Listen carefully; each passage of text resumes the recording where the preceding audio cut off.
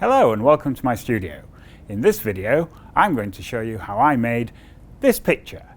It's possible to make a picture from the most mundane objects. However, extreme close-up or macro photography requires due attention to the lighting. It needn't be complex, but good technique will make all the difference. And in this video I'll show you exactly how I did it.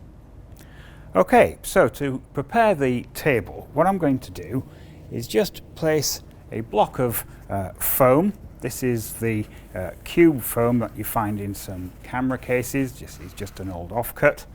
Just going to place that on there somewhere. This will give me something that I can stab the needle into to hold it firm. Okay, so on top of that I'm just going to place basically an old coat, and I've used this because it's the right sort of material and it's also the right sort of colour. So I'm just going to find a suitable place. There we are. Now I don't want it particularly flat, so I'll just make it into a few shapes like that. Okay, and then for the subject itself, that would be a needle. So here I have a needle, and I've just threaded some jute through that just to give it a little bit of texture. So what I'm going to do is just place this on the coat and just pierce the needle through the coat at a bit of an angle. There we go. So I just want to arrange it a little bit. We'll probably need to change that as we go on. So for the actual set then, that's it. So the next thing to do would be just to think about where to place the camera. Now with all extreme close-up or macro photography, a good steady tripod will really help. And this particular one also has a geared column on the center here and also a full geared head. So once I've got the camera on here, we can place everything in exactly the right sort of orientation. So for the camera, I'm using a medium format camera, but you can use full frame or virtually anything with this, but you will need something which is capable of very close focus. So this is a macro lens that I have on the front here. This is 120 millimeters, so on a full frame format camera that would be the equivalent of about 75 millimeters. Just gives you a bit more working distance between the front element of the lens and the subject. Okay, so we'll just place the camera on the top of the tripod here. There we go. So the next thing to do would be to line up the shot. So what I'm going to do is just look through the viewfinder here. So the first thing I'll do is just wind that up a little bit on the center column and go for a rough focus. There we are. And I think I just want to tighten the whole thing up a bit, so I'm just going to move the whole camera forwards. Just refocus that. I'm just using a manual focus at the moment. There we are, something like that. Maybe just rotate that round ever so slightly just to center it up a bit. There we go. And I think while I'm here I will just change the composition slightly. There we go, that's better. That's more the sort of thing I want, I think. Okay, so that will probably do for now.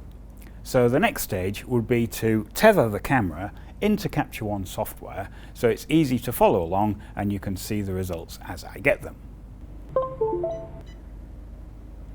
There we go, so that's all done now. So you can now see the camera settings on the screen here. So it's in full manual mode. I've got a shutter speed of 1/125th of a second. Now that's the flash sync speed for this particular camera. Yours will probably be a little higher. Then I've got an ISO of 100 and I've got the aperture set to f8 at the moment. That will probably change, but we'll leave it there for now. So with those settings, what I'm going to do is just grab an image just to make sure I don't get any contamination from the house lights. So there we go, you can see from that we've got a completely dark image, which is exactly what I want. So now any light which I add will be the only light which affects the subject. Okay, so with that little experiment out of the way, we'll just get round to placing a light. Now, as the subject here is actually quite small, you don't need a great deal of energy, so a speedlight will do quite happily for this. I'm just going to use a studio head, a very small one, and I've got this in a lab stand. So I can just place this just on the edge of the table here, just like that. There we go. Now, in order to get the right sort of exposure, what I'm going to do is just use the TTL metering in the camera just to get me in the right ballpark. So I'll just initiate that. So I'll just bring up the flash control, select that head, and just ask it to go to TTL. And just with that, we'll grab an image. There we are. So that's got us in the right ballpark. I can just zoom all the way in and we'll just check the focus. Now the focus doesn't actually look too bad. However, with macro subjects such as this, it's always a good idea to get the focus absolutely precisely correct. So in order to do that, I'm just going to use live view on the screen here. So I'll just start up live view. There we are. I'll just make that a little bigger. As I mentioned before, we actually are using an aperture at the moment of f8. So if I just go to the worst case for depth of field, which for this particular lens would be f4, that will give me the narrowest depth of field, so I'll be able to check the focus quite accurately. So I'll just do that. We'll just change that from f8 to f4. There we go. And now I can zoom in just to the very center of the image. There we are. Now, in order to actually use the focus controls with this, I need to just instigate autofocus on the camera here. And on this particular camera, that's done just by moving the lens forward. There we go. So that's now in autofocus. So it will give me control from here. So if I just alter these controls, there you go, you should be able to see the focus point has now moved to about here. If I go back the other way, I can move it back through the other side of the eye of the needle. I actually want it just on the front side of the eye of the needle, about there. Okay, so with that now completed, I can just put the aperture back to f8, like so, and we'll just dispense with the live view. So the other thing I want to do now is, now that I've set an energy level in the flash, I'll just put that into manual so I have full control. So I'll just bring up the flash control and just put that into manual. And we'll just grab another image. There. Okay. So if I zoom in now, yeah, we can see that this is all nice and crisp. The exposure is possibly a little bright, but we're going to do something about the lighting generally in a moment anyway. But I think looking at the image here, I'd like a little more depth of field. It's very narrow as it is at the moment. Using a macro lens like this, even at this magnification, with this focal length, the depth of field is going to be quite narrow. So what I'm going to do is change the aperture here from f8, and I think I'm going to take it all the way up to f16. So that's a change of 2 stops. So I need to add 2 stops of energy to the light in order to keep the exposure the same. So once again, what I'll do is just go into the flash control here, And with that light selected, I'll just add 2 stops. There we go. And we'll just grab that again. Okay. Yes, that's a bit better. So this is what we had before. You can see the background here has gone out of focus. And this is what we've got now. We've just got that little bit more of definition in everything. But the light as a whole is very harsh. You can see on here that there is a shadow here. And with this much texture anyway, I think it needs to be a little bit softer. So the way to do that would be to add a diffuser in here somewhere. So what I'm going to do is just use a piece of old drafting film, which I've got on here. And again, I've just clamped it to this lab stand.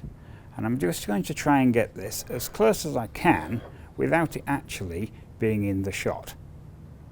So I'll just place that about there. Just grab that. Yes, that seems to have made quite a large difference. So this is what we had before. You can see that it's all pretty harsh and we have some harsh shadows there. And this is what I've got now. So I've got rid of most of the shadow. I don't want to get rid of all of it, but most of it is good. And I've generally calmed down the rest of the light in the scene here. So again, if I just zoom all the way in, we have a proper look around the image. Yeah, that looks okay. And the bottom end here, yeah, that's looking okay too.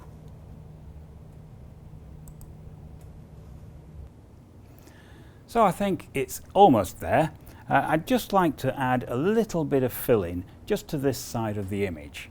So in order to do that, I'm just going to use a small piece of card, and I'm just going to hold that in position. So I'm just going to place it about here somewhere, and we'll just grab that and see what difference that makes.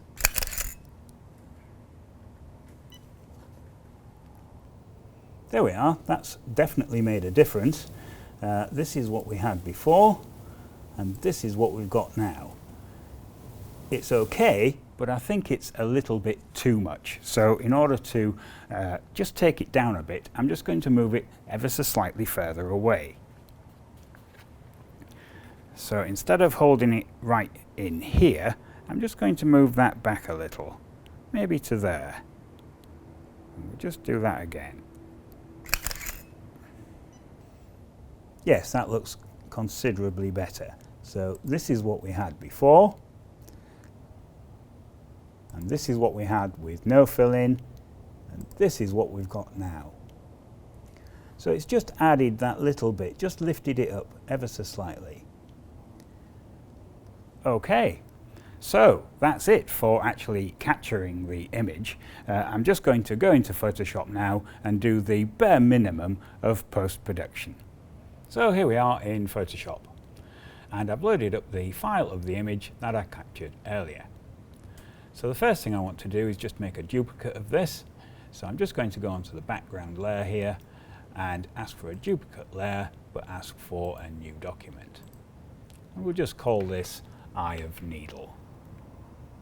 And there we are. So now Photoshop has made me a new file called it Eye of Needle, so I can now just dispense with the camera original. I've always got that one to go back to. Okay, so for editing this then, I think the first thing to do is just to generally have a look around the image. So I'm just going to zoom all the way in, and then just by holding down the space bar, I can pan across the image and we can have a look at it. There's plenty of detail going on in there, and it's definitely sharp enough. I've got the odd rogue hair here, which I'll probably get rid of. So the easiest way to do that would just be with a healing brush. So I'll just select that, just right click the mouse, and we'll just make that a little smaller and very much softer. There we go. So I'll just alt click just to set a point that I'm going to copy from, up there, and we'll just paint that away. There we are, and with that done, I'll just zoom back out again. Okay, I think the next thing to do would be to look at a crop. So I'll just select the cropping tool. I'm going to use this for video, so I'm using a specific ratio. So I'll just put that in, and we'll just move this around in the frame a little. Just tighten it up. Yes, I think that looks quite nice. So we'll just commit to that. And there we have it. So a really simple subject makes quite a dramatic picture. And with the correct combination of photographic and lighting techniques, I've ended up with a result which I think looks quite pleasant. Okay, well, I hope you liked watching how I made that image, and if you like watching these sort of things, do click on the other pictures as they appear, and don't forget to subscribe. Oh, and hit the like button. Thank you very much for watching.